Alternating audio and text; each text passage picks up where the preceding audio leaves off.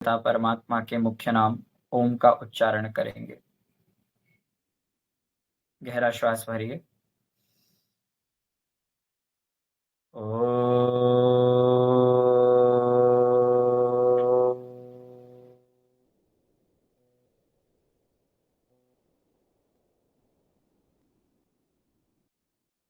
सहनाववतु सहनौ भुनक्तु सह वीर्यं करवावहै तेजस्विनावधीतमस्तु मा विद्विषावहै। ओम शांति शांति शांति। धर्म जागृति इंटरनेट सत्र का श्रवण कर रहे सभी महानुभावों को सादर नमस्ते जी। मैं सार्थक विद्यार्थी आप सभी का धर्म जागृति इंटरनेट सत्र की कक्षा में हार्दिक स्वागत करता हूं। कल की कक्षा में हमने धर्म के लक्षण धी अर्थात बुद्धि पर चर्चा की थी। आज हम धर्म के 8वें लक्षण विद्या पर चर्चा करेंगे। हमने धर्म जागृति इंटरनेट सत्र के अंतर्गत धर्म को समझा, सत्य सनातन वैदिक धर्म को समझा, सत्य सनातन वैदिक धर्म की रक्षा के उपायों को जाना, वर्तमान समय में धर्म को धारण करने की क्या आवश्यकता है उस आवश्यकता को समझा, धर्म के 10 लक्षणों को समझा, धर्म के 10 लक्षणों की वर्तमान में क्या उपयोगिता है इस पर विचार, किस प्रकार अपने जीवन में धैर्य को आज के समय उतारा जा सकता है, क्षमा को धारण किया जा सकता है, किस प्रकार अपने मन को वश में किया जा सकता है, किस प्रकार अपने भीतर के चोर को नष्ट किया जा सकता है, कैसे अपने भीतर के चोर को मारा जा सकता है, कैसे बाह्य और आभ्यंतर दोनों प्रकार की पवित्रता को धारण किया जा सकता है, कैसे अपनी इंद्रियों पर विजय प्राप्त की जा सकती है, कैसे अपने इंद्रियों पर नियंत्रण प्राप्त किया जा सकता है और कैसे अपनी बुद्धि को शुद्ध किया जा सकता है, कैसे अपनी बुद्धि को बढ़ाया जा सकता है, सन्मार्ग में प्रेरित किया जा सकता है। इन विषयों पर अभी तक हम बात कर चुके हैं। आज हम धर्म के 8वें लक्षण, धर्म के जो 10 लक्षण बताए गए हैं उनमें से 8वें लक्षण पर आज हम चर्चा करेंगे। धर्म का 8वां लक्षण क्या है? धर्म का 8वां लक्षण है विद्या। महर्षि मनु ने मनुस्मृति में लिखा है, धृति क्षमा दमोस्तेयम शौचम इंद्रिय निग्रह धीर विद्या सत्यम क्रोधो दशकम धर्म लक्षणम। धर्म के 10 लक्षण धैर्य, क्षमा, दम, अस्तेय, शौच, इंद्रिय निग्रह, धीर यानी बुद्धि, विद्या, सत्य और अक्रोध। आज हम इसी धर्म के 8वें लक्षण विद्या पर चर्चा करेंगे। ये विद्या है क्या? विद्या का अर्थ क्या है? महर्षि दयानंद सरस्वती जी ने अपनी पुस्तक व्यवहार भानु में विद्या की बड़ी उत्तम व्याख्या की। विद्या की क्या परिभाषा है? महर्षि दयानंद सरस्वती जी ने व्यवहार भानु में बताया, विद्या और अविद्या किसको कहते हैं? महर्षि जी लिखते हैं, जिससे पदार्थ का स्वरूप यथावत जानकर उससे उपकार लेके अपने और दूसरे के लिए सब सुखों को सिद्ध कर सके वह विद्या है। कहा, जिसके माध्यम से पदार्थों का ज्ञान प्राप्त करना, पदार्थों के यथार्थ स्वरूप को जानना और उन पदार्थों के यथार्थ स्वरूप को जानकर उनका यथा योग्य लाभ लेना, उपकार लेना और उनका उपकार लेके अपने तथा दूसरों के सुखों को सिद्ध करना, ये विद्या है। जिसके द्वारा ये किया जाता है वो विद्या है। सबसे पहले जिसके द्वारा पदार्थ का ठीक ठीक ज्ञान हो वो विद्या है। पदार्थ का ठीक ठीक ज्ञान प्राप्त करके, पदार्थ को ठीक ठीक जानकर, जैसे पदार्थ का स्वरूप है वैसा उसको ठीक प्रकार से जानकर उससे यथा योग्य लाभ लिया जाए, यह विद्या के माध्यम से लिया जा सकता है। पदार्थ को, पदार्थ का जैसा स्वरूप है उसे स्वरूप के अनुसार वैसा जानकर, वैसा उससे उपकार लेकर अपने तथा लोगों के सुखों को सिद्ध कर सके, यह विद्या के द्वारा संभव है। तो विद्या क्या है? कहा गया, विद्या वह है जिसके द्वारा सबसे पहले तो हमें पदार्थ के स्वरूप का ठीक ठीक परिज्ञान हो। किसी पदार्थ का वास्तविक स्वरूप क्या है, ये विद्या हमें बताती है। किसी पदार्थ का ठीक स्वरूप क्या है, इसका बोध केवल और केवल विद्या के द्वारा होता है। पदार्थ को ठीक रूप में जानकर उन पदार्थों से हम कैसे उपकार ले सकते हैं, कैसे उनका प्रयोग कर सकते हैं, ये विद्या जनाती है। पदार्थ के स्वरूप को ठीक ठीक जानकर उनसे यथा योग्य उनसे यथा योग्य लाभ लेकर, उपकार लेकर और अपने तथा दूसरों के सुखों की सिद्धि करके हम सर्व सुखों को प्राप्त कर सकते हैं। इसीलिए कहा गया है विद्या विना सौख्यम, अर्थात विद्या के बिना कभी सुख नहीं मिल सकता। यदि आपको सुख चाहिए तो आपको विद्या को प्राप्त करना ही पड़ेगा। यह हमें इसी बात से समझ में आ जाता है जब हम विद्या की परिभाषा पर ध्यान केंद्रित करते हैं। महर्षि जी ने लिखा, आवृत्ति करते हैं, जिससे पदार्थ का स्वरूप यथावत जानकर। ऋषि दयानंद लिख रहे हैं, जिसके माध्यम से आप किसी पदार्थ के स्वरूप को ठीक ठीक जान पाते हैं और ठीक ठीक उस स्वरूप को जानकर आप उपकार ले पाते हैं और अपने और दूसरों के लिए जब आप सुखों को सिद्ध कर सकते हैं, वो किसके द्वारा संभव है? वो विद्या के द्वारा संभव है। किसी भी पदार्थ का ठीक ठीक ज्ञान, उसके स्वरूप का ठीक ठीक ज्ञान, उस ज्ञान को प्राप्त करके कैसे उससे लाभ लिया जा सकता है, कैसे उससे उपकार लिया जा सकता है और अपने तथा अन्यों के सुखों की सिद्धि की जा सकती है, यह विद्या के द्वारा संभव है। तो यहां से आपको विद्या की परिभाषा स्पष्ट हो जानी चाहिए। अब जहां विद्या की बात आती है, वहां अविद्या को भी समझना पड़ेगा। अविद्या की परिभाषा ऋषि दयानंद ने लिखी, जिससे पदार्थों के स्वरूप का अन्यथा यानी उल्टा जानकर अपना और पराया अनुपकार कर लेवे, वह अविद्या कहलाती है। यानी जब हम पदार्थ के ठीक स्वरूप को नहीं जान पाते और ठीक स्वरूप ना जानने के कारण अपना और दूसरे का नुकसान कर बैठते हैं, अनुपकार कर लेते हैं, तो वो क्या है? वो अविद्या के कारण है। अविद्या है किसी पदार्थ को ठीक से ना जानना और विद्या है किसी पदार्थ को, उसके स्वरूप को ठीक ठीक जानना। जो पदार्थ जैसा है उसे जानना, वैसा ही जानना, उपयुक्त ज्ञान प्राप्त करना, यह विद्या है। किसी भी पदार्थ के स्वरूप को यथार्थ रूप में जानना, किसी भी पदार्थ के यथार्थ स्वरूप को यथावत जानना, यह क्या है? यह विद्या है। किसी भी पदार्थ के स्वरूप को यथावत जानना यह विद्या है और किसी भी पदार्थ के स्वरूप को उल्टा जानना, अन्यथा जानना, यह अविद्या है। उदाहरण के लिए, सर्वाधिक मनुष्य ये मानते हैं कि ये काला, गोरा, मोटा, नाटा, ये जो शरीर के गुण हैं, यही मेरे गुण हैं। अधिकतर व्यक्ति ये मानते हैं कि ये जो सामने शीशे में दिखने वाला व्यक्ति है, चाहे गोरा है, काला है, मोटा है, पतला है, लंबा है, छोटा है, वो मैं हूं। लेकिन क्या मैं वो हूं? क्या मैं वही हूं जो शीशे में दिखाई दे रहा है? प्रश्न है। क्या मैं वही हूं जो शीशे में दिखाई दे रहा है, जिसको अन्य लोग देख पा रहे हैं, या मैं उससे भिन्न हूं? प्रश्न है, प्रश्न का उत्तर दीजिए। हाँ जी, नीलम कटारिया जी लिख रहे हैं, नहीं, मैं वो नहीं हूं जो शीशे में खुद को देख पा रहा हूं। नहीं, मैं भिन्न हूं। नहीं, मैं आत्मा हूँ। जी, मैं भी अपने शरीर से भिन्न एक सत्ता हूँ, आत्मा। आत्मा हूँ मैं। तो जब व्यक्ति इस प्रकार स्वरूप को ठीक ठीक जानता है कि ये काला, गोरा, मोटा व्यक्ति मैं नहीं, ये शरीर है, मैं इससे भिन्न हूं, मेरी सत्ता इससे पृथक है, जब व्यक्ति को ये ठीक ठीक ज्ञान होता है तो वो क्या है? वो व्यक्ति विद्या से युक्त है। आत्मा विषयक विद्या उसको प्राप्त हो चुकी है।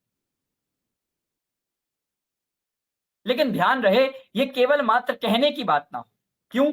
क्योंकि ऋषि दयानंद ने लिखा कि पदार्थ को केवल यथावत जानना नहीं, बल्कि पदार्थ को यथावत जानकर उससे उपकार लेना है। आपने जान लिया आत्मा, आप आत्मा हैं, इस शरीर से पृथक हैं, आप क्या लाभ ले पा रहे हैं? सच सच बोलना, ये जी नहीं ले सच पा सच रहे। नहीं ले पा रहे। राजेश ने बिल्कुल सत्य उत्तर दिया। हम जानते हैं कि हम आत्मा हैं, इस शरीर से पृथक हैं, फिर भी हम इस विद्या का लाभ नहीं ले पा रहे। तो ये विद्या काहे की हुई?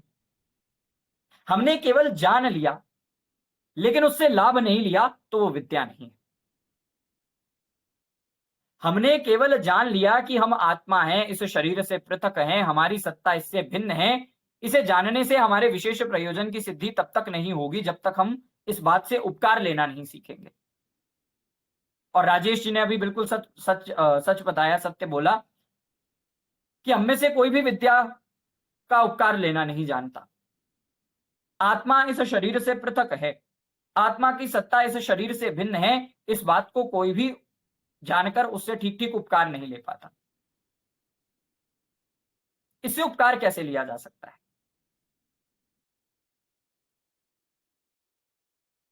अच्छा, क्या अगर आपके धंधे का नुकसान हो गया तो इसमें आत्मा का कुछ घटा या बढ़ा? जी नहीं घटा ना बढ़ा। नहीं घटा और नहीं बढ़ा। धंधे का नुकसान होने पर, व्यवसाय में नुकसान होने पर, या व्यवसाय में उत्तरोत्तर उन्नति होने पर ना तो आत्मा का कुछ घटेगा और ना ही आत्मा का कुछ बढ़ेगा। आत्मा में किसी प्रकार का कोई परिवर्तन नहीं आएगा। चाहे व्यापार में घाटा हो, नुकसान हो, चाहे व्यापार में उन्नति हो, कोई प्रभाव नहीं पड़ने वाला।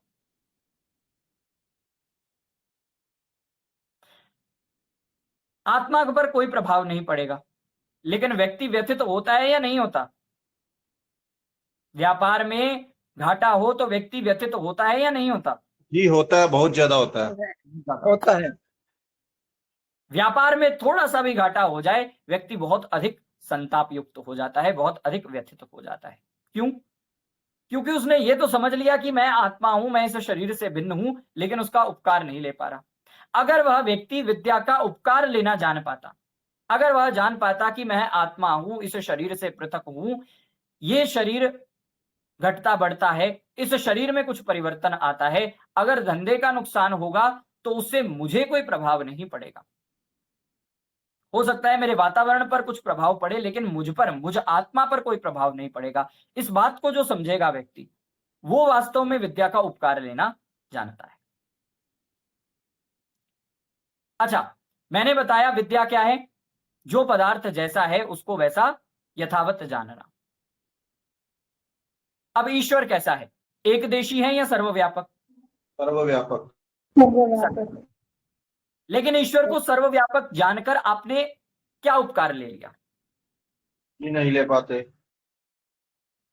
ईश्वर को सर्वव्यापक केवल शाब्दिक ज्ञान मात्र हम स्वीकार करते हैं और उसका यथा योग्य उपकार नहीं ले पाते। जब हम जानने के साथ साथ, पदार्थ के यथार्थ स्वरूप को जानने के साथ साथ उससे उपकार लेना सीख जाएंगे, तब वास्तव में हम विद्या को प्राप्त कर रहे हैं, ऐसा समझना चाहिए। परमात्मा सर्वव्यापक है, इससे हम क्या उपकार ले सकते हैं? हम अपने बुरे कर्मों से बच सकते हैं, इस बात को जानकर। जब हम इस विद्या से लाभ लेना आरंभ कर देंगे, जब हम इस जानकारी से लाभ लेना आरंभ कर देंगे, तो हमारे भीतर विद्या उतरी है, ये समझना चाहिए। केवल मात्र ये सुन लिया, ये याद रख लिया कि ईश्वर सर्वव्यापक है, इससे आपके विशेष प्रयोजन की सिद्धि नहीं होने वाली। विशेष प्रयोजन की सिद्धि कब होगी? जब आप लाभ लेंगे और ईश्वर को सर्वव्यापक मानते हुए, सर्वद्रष्टा मानते हुए, ये मानेंगे कि ईश्वर हमारे प्रत्येक कर्म को देख सुन जान रहे हैं। हम जो भी कर्म करेंगे उसका यथा योग्य फल ईश्वर हमें प्रदान करेंगे। ऐसा विचार करके, ईश्वर के दंड को याद में रखकर जो व्यक्ति पाप कर्म करने से बचता है, वास्तव में उसने विद्या को प्राप्त किया है। तो विद्या केवल पदार्थ के ठीक स्वरूप को जानना नहीं है, बल्कि पदार्थ के ठीक स्वरूप को जानकर उससे यथा योग्य लाभ लेना है। यह विद्या हो गई। और अविद्या क्या है?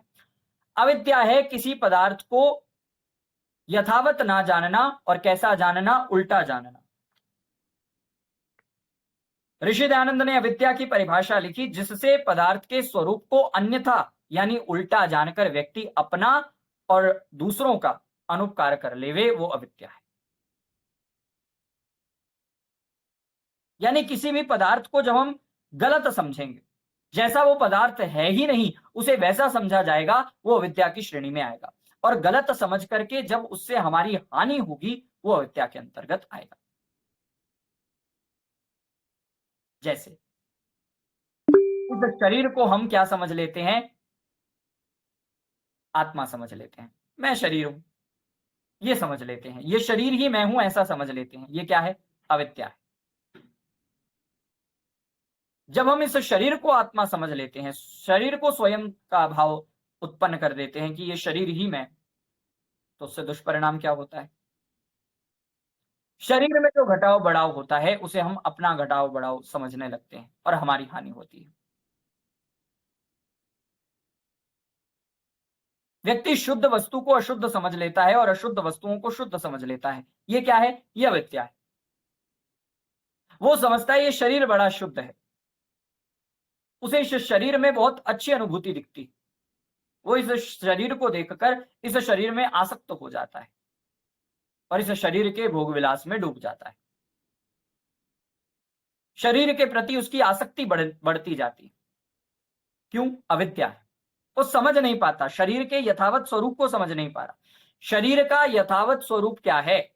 शरीर का वास्तविक स्वरूप क्या है? जब व्यक्ति को वास्तविक ज्ञान होगा, यथावत ज्ञान होगा, तब जाकर के वो उपकार ले पाएगा। ये शरीर वास्तव में कुछ नहीं है, केवल मल मूत्र का भंडार है। ये शरीर क्या है? वास्तव में मल मूत्र का भंडार है और कुछ भी नहीं। जब व्यक्ति इस बात को समझ जाएगा कि इस शरीर में मल मूत्र के अलावा और कुछ भी नहीं है, रस रक्त मल मूत्र जैसे अशुद्ध पदार्थ इस शरीर में है, तो क्या व्यक्ति शरीर के प्रति आसक्त होगा? हाँ या ना? नहीं होगा। नहीं। वो शरीर में आसक्त होने से बच जाएगा। क्यों? क्योंकि उसे शरीर की वास्तविकता का परिज्ञान हो गया। लेकिन जब विपरीत ज्ञान होगा, जब उसे पता ही नहीं है कि शरीर की वास्तविकता क्या है, जब उसे शरीर का वास्तविक स्वरूप ही नहीं पता, तो क्या होगा? जब उसे शरीर के वास्तविक स्वरूप का परिज्ञान ही नहीं होगा, तो वो लाभ नहीं ले पाएगा। उल्टा क्या होगा? वो शरीर की आसक्ति में फंस जाएगा और अपनी और दूसरे की हानि कर बैठेगा। जो व्यक्ति आसक्त हो रहा है वो स्वयं की हानि तो करेगा इस संसार के बंधन में फंस फंस कर, लेकिन जिसके शरीर के प्रति आसक्त हो रहा है उसकी भी हानि कर देगा। ऐसे ही अविद्या के अंतर्गत आत्मा को अनात्मा मान लेना, अनात्मा को आत्मा मान लेना, शुद्ध को अशुद्ध मान लेना, अशुद्ध को शुद्ध मान लेना, सुख को दुख मान लेना और दुख को सुख मान लेना, ऐसे विपरीत भाव को जब हम देखते हैं कि कोई पदार्थ कुछ और है लेकिन हम उसको कुछ और मान रहे हैं, बिल्कुल उल्टा मान रहे हैं, उसे अन्यथा मान रहे हैं, वास्तव में वो अविद्या है जिसके द्वारा हम अपनी और दूसरों की हानि कर बैठते हैं। और जो पदार्थों का सटीक ज्ञान है, जैसा पदार्थ है, जैसा पदार्थ का स्वरूप है, उसका ठीक ठीक ज्ञान, उसका उपयुक्त ज्ञान, उसका यथावत ज्ञान, वो क्या है? वो विद्या है। केवल विद्या यहां पर पूरी नहीं हो जाती कि जो पदार्थ जैसा है उसको ठीक ठीक वैसा आपने जान लिया, लेकिन उस पदार्थ को ठीक ठीक वैसा जानकर आपने उससे यथा योग्य लाभ लेना प्रारंभ किया। अपने तथा दूसरों के सुख के वर्धन के लिए आपने उपकार लिया जब उस पदार्थ का, वहां आपकी विद्या सार्थक होती है। तो विद्या का स्वरूप समझ में आया? विद्या और अविद्या क्या है, ये समझ में आई बात? जी आ गई आचार्य जी। किसी को कोई शंका इस प्रसंग में? जी एक छोटा सा प्रश्न पूछना था ईश्वर के बारे में। हाँ जी। अभी आपने बताया कि हम तत्व ज्ञान को जानकर ईश्वर से बहुत से लाभ ले सकते हैं, तो कौन कौन से लाभ हम ले सकते हैं मोक्ष के अलावा? सबसे पहले आपका जो लाभ होगा वो है ईश्वर को जब आप अनुभूत करेंगे कि ईश्वर सर्वव्यापक है, ईश्वर संसार के कण कण में है, तो जैसे मनसा परिक्रमा में ईश्वर को अपने चारों ओर अनुभूत करते हुए ईश्वर की रक्षण शक्तियों का ज्ञान होता जाता है साथ साथ में, वैसे ही नहीं बोलेंगे, सत्य पे चलेंगे, ईश्वर की रक्षण शक्तियों का आपको परिज्ञान होगा। सबसे पहले तो जब आप ईश्वर को सर्वव्यापक मानेंगे, उससे यथा योग्य लाभ लेने पर क्या होगा, आपको ईश्वर की रक्षण शक्तियों से यथा योग्य लाभ लेना आएगा। दूसरा, जितने भी हम पाप कर्म करते हैं वो इस भावना से करते हैं कि कोई हमें देख नहीं रहा। जब ईश्वर की अनुभूति हम करेंगे कि ईश्वर हमें देख सुन जान रहा है, हमारे प्रत्येक कर्म ईश्वर ही देख रहा है, ईश्वर उन सब कर्मों को जान रहा है, तो हम कोई भी गलत काम नहीं करेंगे। ऐसे हम ईश्वर से लाभ ले सकते हैं। इस प्रकार नाना प्रकार के लाभ, चाहे सत्य में प्रतिष्ठित होना हो, चाहे बुरे कर्मों को छोड़ना क्यों ना हो, चाहे विद्या में वृद्धि करना क्यों ना हो, चाहे धर्म में प्रगति करना क्यों ना हो, सबकी सब बातें तभी संभव हैं जब हम ईश्वर को सर्वव्यापक मानेंगे, ईश्वर की सर्वव्यापकता को अनुभूत करेंगे। जी, आपका धन्यवाद, बहुत बहुत धन्यवाद। चलिए, यहां पर विद्या और अविद्या के स्वरूप को समझा गया। अब इस विद्या को कैसे प्राप्त किया जा सकता है? कल नीलम जी का एक प्रश्न था। नीलम जी ने प्रश्न किया कि आचार्य जी, हम पढ़ते तो बहुत कुछ है, सुनते तो बहुत कुछ है, लेकिन वो याद नहीं रहता। नीलम जी, क्या आप कक्षा में हैं? हाँ जी आचार्य जी, नमस्ते। एक बार अपने प्रश्न को दोहरा दे जो आपने कल पूछा था। आचार्य जी, मैंने ये पूछा था कि जैसे संसारिक चीजें हैं वो तो हमें बहुत याद रहती है, संसारिक बातें, लेकिन जो हम विद्या पढ़ते हैं ना वो नहीं दिमाग में रहती, इसका क्या कारण है? बहुत अच्छा। नीलम जी ने कल प्रश्न किया था कि हम संसार की बहुत सी बातों का श्रवण करते हैं, वो संसार की बातें तो मन में रह जाती, वो संसार की बातें तो याद रह जाती, लेकिन जिन आध्यात्मिक विषयों को हम सुनते हैं, जिस आध्यात्मिक पाठ को हम पढ़ते हैं, जिन आध्यात्मिक विषयों का हम श्रवण करते हैं, वो चीजें याद नहीं रहती। वो इसीलिए क्योंकि विद्या केवल सुनने से प्राप्त नहीं होती। विद्या को प्राप्त करने के लिए शास्त्र में उपाय बताए गए। विद्या को प्राप्त करने के लिए शास्त्रों में 4 उपाय बताए गए हैं। शास्त्रों में कहा गया, चतुर्भिः प्रकारैर्विद्योपयुक्ता भवति, आगम कालेन, स्वाध्याय कालेन, प्रवचन कालेन, व्यवहार कालेन इति। कहा, विद्या 4 प्रकार के उपायों से प्राप्त होती है। विद्या 4 प्रकार में काम आती है। सबसे पहले कहा आगम कालेन, स्वाध्याय कालेन, प्रवचन कालेन और व्यवहार कालेन इति। वो 4 प्रकार कैसे काम आती है विद्या? सबसे पहले आगम, आगम यानी सुनना। फिर कहा स्वाध्याय कालेन, यानी जो ज्ञान आपने जो पाठ सुना उस पर ठीक प्रकार से विचार करना, उस ठीक प्रकार से एकाग्र चित्त होकर, एकांत में स्वस्थ चित्त होकर उस पर ठीक ठीक विचार करना और हृदय में उस बात को सुदृढ़ करना। फिर प्रवचन काल, यानी जो आपने सुना, जिस पर आपने मनन चिंतन किया, उसका प्रवचन करना यानी उसका अध्यापन करना, दूसरों तक उस बात को पहुंचाना। और व्यवहार काल, यानी अपने जीवन में उस विद्या को धारण करना।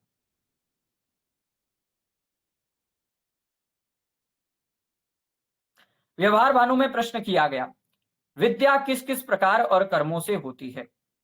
उत्तर दिया गया, चतुर्भिः प्रकारैर्विद्या उपयुक्ता भवति, आगम कालेन, स्वाध्याय कालेन, प्रवचन कालेन, व्यवहार कालेन इति।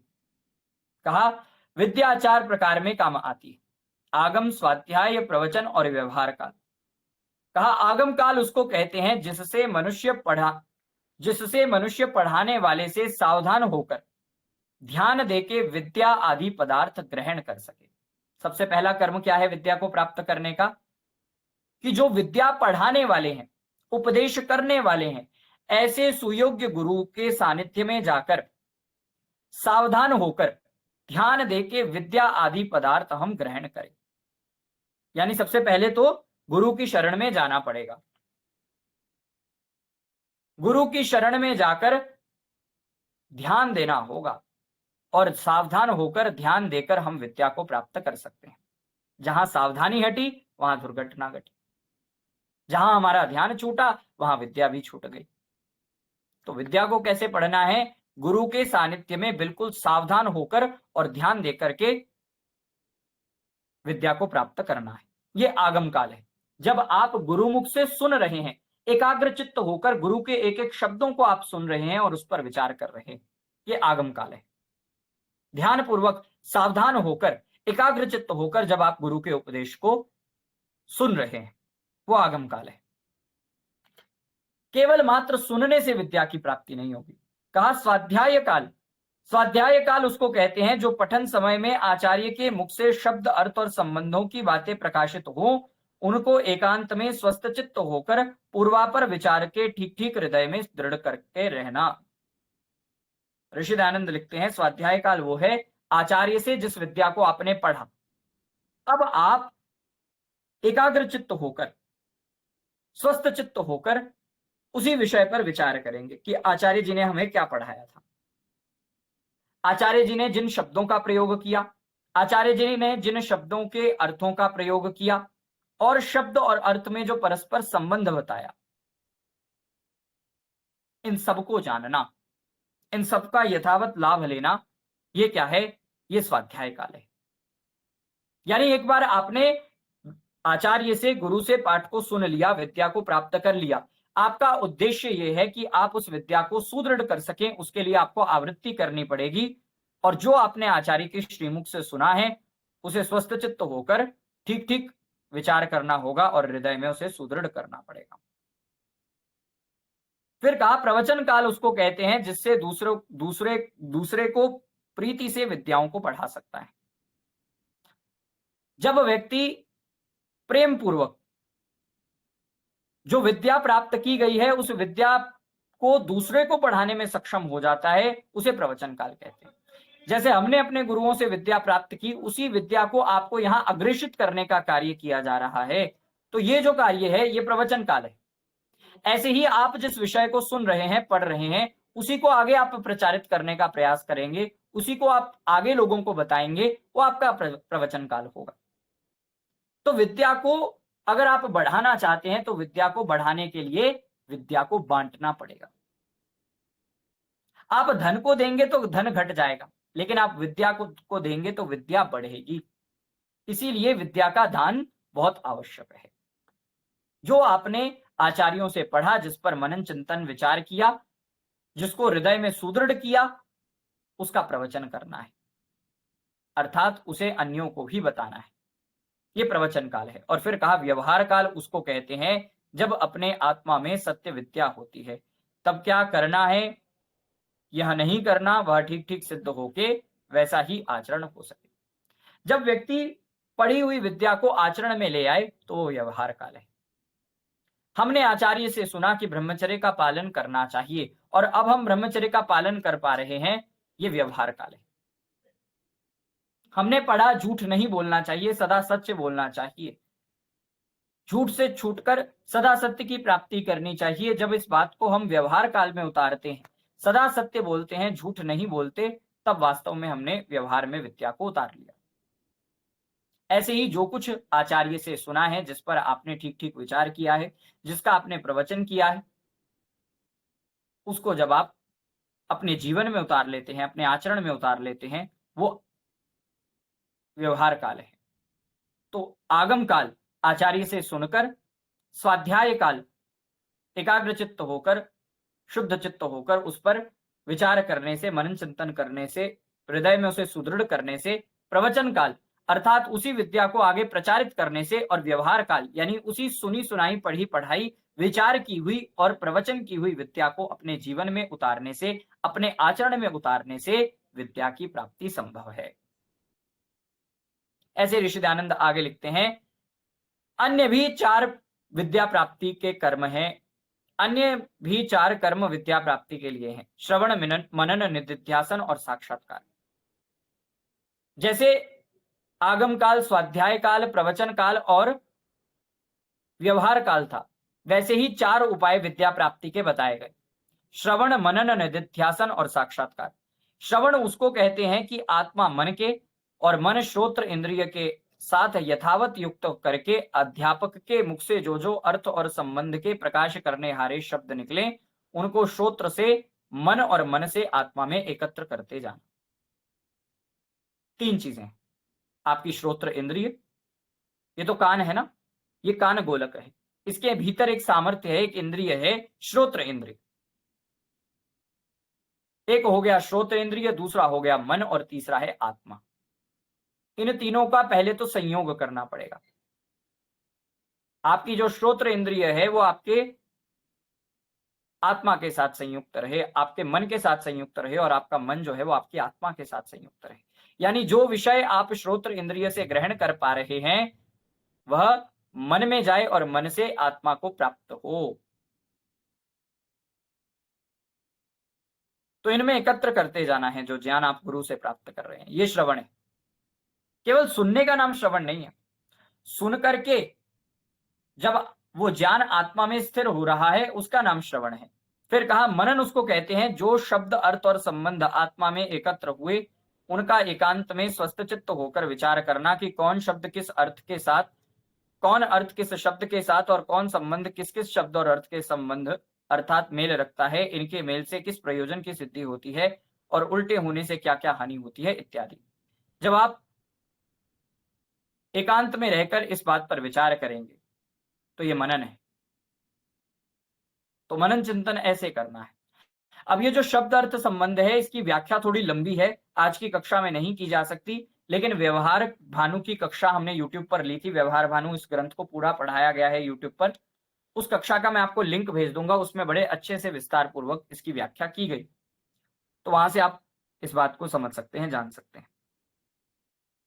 फिर कहा निधिध्यासन उसको कहते हैं कि जो शब्द अर्थ और संबंध सुने विचारे वो ठीक है व नहीं, इस बात को परीक्षा करके दृढ़ निश्चय करना।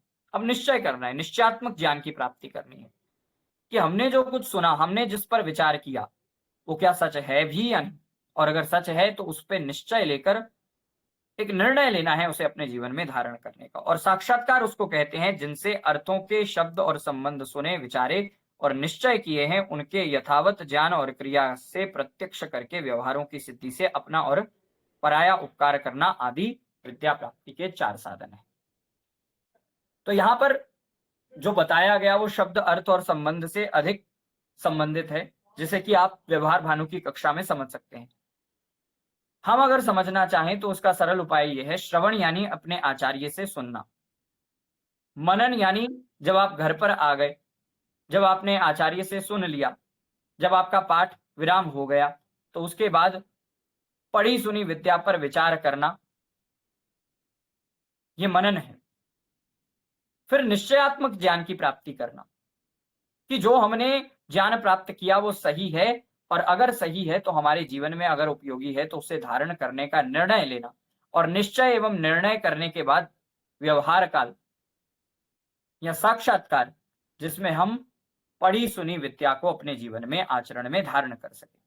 तो ऐसे विद्या की प्राप्ति की जा सकती है, केवल मात्र सुनने से विद्या नहीं मिलेगी। श्रवण, मनन, निधिध्यासन और साक्षात्कार, इन 4 चीजों से विद्या की प्राप्ति होगी। धन्यवाद आचार्य जी, बहुत बहुत। ये चारों करने से हमारे मजबूत बनेंगे, तभी जी हमें बिल्कुल, विद्या। ठीक है, पाठ को आगे बढ़ाते हैं। महर्षि दयानंद सरस्वती जी ने महाभारत के श्लोकों के आधार पर यह बताया कि जो विद्या प्राप्त करना चाहते हैं उनमें कौन से दोष नहीं होने चाहिए। आप विद्या प्राप्त करना चाहते हैं तो आपको ये दोष छोड़ने होंगे। वो दोष कौन से हैं?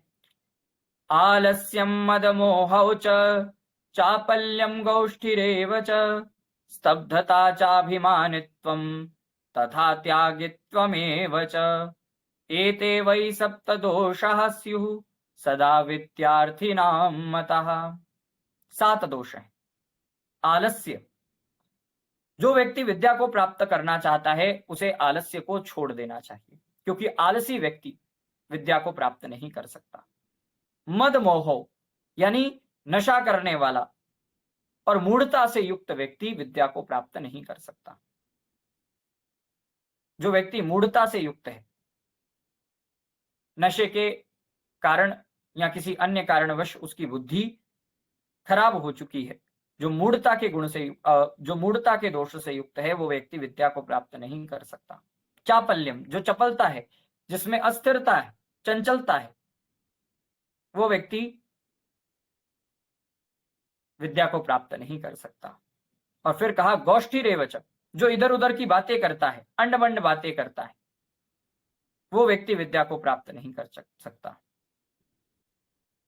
फिर कहा स्तब्धता, जो जड़त्व है, कभी विद्या का पढ़ना और कभी विद्या को ना पढ़ना, जो इनकंसिस्टेंसी है, जो इनकंसिस्टेंट व्यक्ति होता है, कभी तो प्रवचन को सुन लेगा, कभी नहीं सुनेगा, कभी पाठ को सुनेगा, कभी नहीं सुनेगा, वो व्यक्ति विद्या को प्राप्त नहीं कर सकता। और फिर कहा चाभिमानित्वम, जो अभिमानी व्यक्ति है वो भी विद्या को प्राप्त नहीं कर सकता। जो व्यक्ति अभिमान का त्याग कर देगा, वही अभिमान का त्याग करके विद्या को प्राप्त कर सकता है। और जो व्यक्ति लालची है, स्वार्थी है, लोभ और लालच से युक्त है, वो भी व्यक्ति विद्या को प्राप्त नहीं कर सकता। तो अगर आप विद्या को प्राप्त करना चाहते हैं तो उसके लिए आलस्य का त्याग करना पड़ेगा, मद मोह का यानी नशे का और नशे के प्रभाव से जो मूढ़ता आती है उसका त्याग करना होगा, चपलता यानी चंचलता का त्याग करना होगा, जो इधर उधर की बातें करना है, व्यर्थ बातें करना है, ऐसी प्रवृत्ति का आपको नाश करना पड़ेगा, इसका त्याग करना पड़ेगा। कभी पढ़ना और कभी नहीं पढ़ना, इस बात को आपको छोड़ना पड़ेगा, प्रतिदिन पढ़ने का संकल्प लेना होगा। फिर कहा अभिमान, इसका त्याग करना होगा और लोभ लालच का त्याग करना पड़ेगा, तब जाकर के आप विद्या को प्राप्त कर सकते हैं। एक बड़ी सुंदर बात कही, सुखार्थिनः कुतो विद्या नास्ति विद्यार्थिनः सुखम, सुखार्थी वा त्यजेत विद्या विद्यार्थी वा त्यजेत सुखम। कहा सुखार्थिनः कुतो विद्या,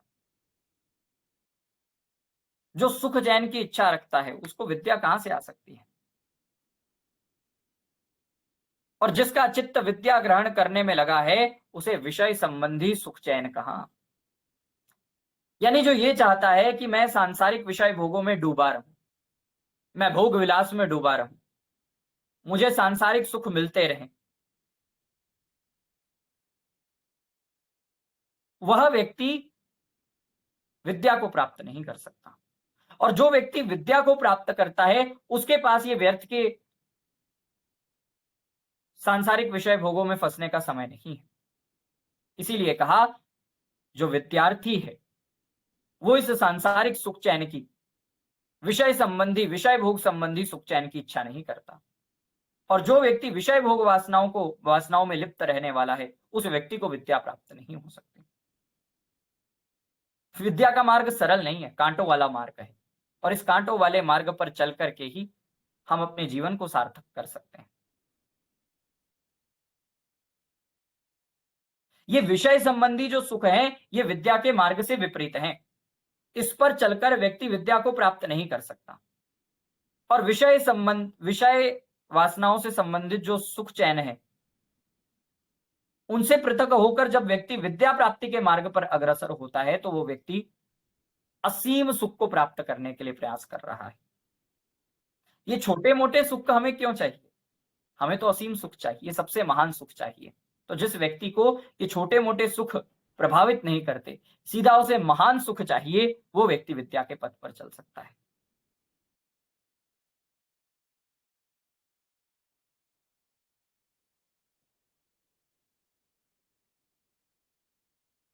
इस बात को हमें समझना होगा।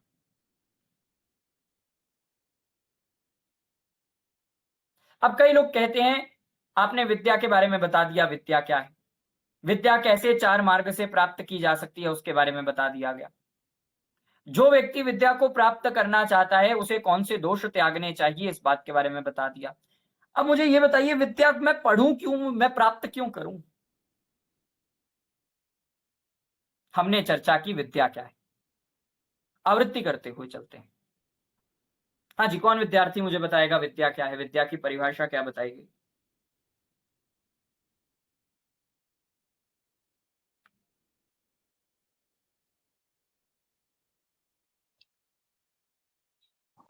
विद्या ग्रहण करने के लिए हमें संसारिक सुखों की जरूरत नहीं होनी चाहिए। वो ठीक है, वो हाँ। उसकी अभी बताया वो वाली बात नहीं मैं पूछ रहा, जो परिभाषा बताई गई व्यवहार भानु के आधार पे आरंभ में जो बताया था,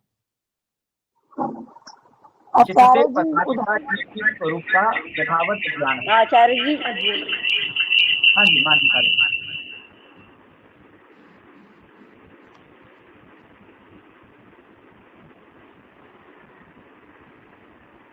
जी कोई उत्तर देना चाहता है तो बोल सकता है।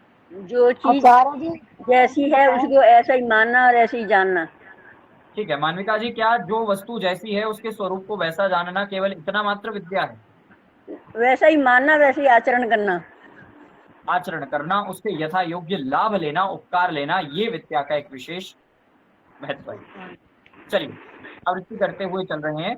तो विद्या का अर्थ है जो पदार्थ जैसा है उसे ठीक ठीक वैसा मानना, यथावत मानना, और उसको वैसा मानकर उससे यथा योग्य उपकार लेना और अपने तथा अन्यों के सुख का वर्धन करना, ये विद्या है।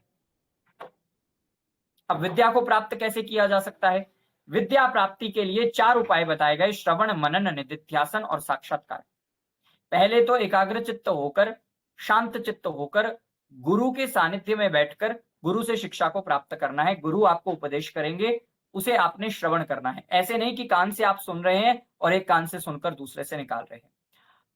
वो कान से सुना हुआ विषय आपकी आत्मा तक जाना चाहिए, इस बात का ध्यान में रखना है। मनन, जो आपने आचार्य से पढ़ा उस पर विचार करना है, उसकी आवृत्ति करनी है। आचार्य ने ब्रह्मचर्य के विषय में बताया तो ब्रह्मचर्य के हानि लाभ दोनों के बारे में विचार करना है। ब्रह्मचर्य से क्या क्या लाभ प्राप्त होंगे और उसका ना धारण करने से क्या हानि होगी, इस पर विचार करना है। फिर निधिध्यासन, क्या हमने जो विचार किया वो सच है, क्या आचार्य ने जो पढ़ाया वो सत्य है, इस सत्यता पर विचार करना है और निश्चयात्मक ज्ञान को प्राप्त करना है। ऐसा ज्ञान फिर जिसमें किसी प्रकार का कोई संशय ना हो। और फिर निर्णय लेना है, और निश्चयात्मक निर्णयात्मक ज्ञान को प्राप्त करने के बाद साक्षात्कार, उसे अपने जीवन में उतारना है, अपने व्यवहार में उतारना है। वहां विद्या हमारी प्राप्त होगी। अगर हम विद्या को प्राप्त करना चाहते हैं तो ये 4 उपाय उस विद्या को प्राप्त करने के हैं। बिना इन 4 उपायों के विद्या प्राप्त नहीं होगी। फिर हमने ये विचार किया विद्या प्राप्त करने के लिए क्या क्या दोष छोड़ने होंगे। तो हमें आलस्य का त्याग करना होगा। आलस्य के साथ साथ हमें मद और मोह का त्याग करना होगा। जो चंचलता है, अस्थिरता है, उसका त्याग करना होगा। जो अंड बंड की बातें करना है, ऐसे ही व्यर्थ प्रलाप करना है, उस बात से हमें बचना होगा। स्तब्धता यानी इनकंसिस्टेंसी, कभी पढ़ना और कभी ना पढ़ना। ये जो इनकंसिस्टेंट होकर आपका रवैया रहता है कि कभी तो हम कक्षा लगाएंगे और कभी नहीं लगाएंगे, इससे बचना और इससे बचकर के विद्या को प्राप्त करना। फिर अभिमान को त्याग कर व्यक्ति विद्या को प्राप्त कर सकता है, और लोभ लालच को छोड़कर व्यक्ति विद्या को प्राप्त कर सकता है। तो हमने विद्या को समझा, विद्या क्या है, विद्या कैसे प्राप्त करें, विद्या को प्राप्त करने के लिए क्या क्या छोड़ना होगा, क्या क्या त्यागना होगा, इन सब विषयों पर बात की। विद्या प्राप्त करें क्यों, क्या औचित्य क्या है इसका, इस विषय में बताया गया। न विद्यया विना सौख्यम नराणाम जायते ध्रुवम अतो धर्मार्थ मोक्षेभ्यो विद्याभ्यासम समाचरे। कहा विद्या के पढ़ने से, विद्या से क्या होगा, यथार्थ ज्ञान होकर यथा योग्य व्यवहार करने और कराने से आप अपने को और दूसरों को आनंद युक्त कर सकते हैं। ये विद्या का फल है। न विद्या विना सौख्यम, विद्या के बिना सुख नहीं मिले। आप पदार्थ के स्वरूप को यथावत नहीं जानेंगे तो आप पदार्थ के स्वरूप को यथावत ना जानकर पदार्थ से यथा योग्य लाभ नहीं ले पाएंगे, और जब आप यथा योग्य उपकार नहीं ले पाएंगे तो ना तो अपने को सुख पहुंचा पाएंगे और ना ही संसार को सुख पहुंचा पाएंगे। वहीं आप वस्तु को ठीक ठीक जानेंगे, उससे यथा योग्य उपकार लेंगे, अपना और दूसरे दोनों का भलाई करेंगे, तो सबको सुख होगा।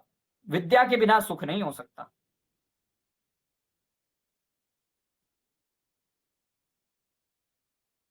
हो सकता है विद्या के बिना आपको क्षण भर का सुख मिल जाए, लेकिन स्थायी सुख की प्राप्ति विद्या के बिना नहीं होगी। फिर कहा अतो धर्मार्थ मोक्षेभ्यो विद्याभ्यासम समाचरेत। धर्म अर्थ काम और मोक्ष केवल और केवल विद्या प्राप्त करने से सिद्ध होंगे। बिना विद्या के धर्म अर्थ काम और मोक्ष की सिद्धि नहीं हो सकती। ना तो हम धर्म में स्थिर रह पाएंगे, ना हम अर्थ को प्राप्त कर पाएंगे, ना काम को और ना मोक्ष को। विद्या के बिना कुछ नहीं मिलेगा। विद्या से ही ये सब कुछ मिलने वाला है। वेद में भी कहा है विद्या अमृतम अश्नुते। विद्या से अमृत की यानी मोक्ष की प्राप्ति होती है। विद्या के बिना कभी भी निश्चल सुख, स्थायी सुख नहीं मिल सकता। इसीलिए प्रत्येक व्यक्ति को विद्या अभ्यास में अपना समय, अपना पुरुषार्थ लगाना चाहिए। विद्या की ही प्राप्ति के लिए परम पुरुषार्थ करते रहना चाहिए। इस विषय को आज हमने समझने का प्रयत्न किया। इसमें से अब अगर आपको कोई शंका हो तो आप पूछ सकते हैं। आज के पाठ को यहां पर विराम देते हैं।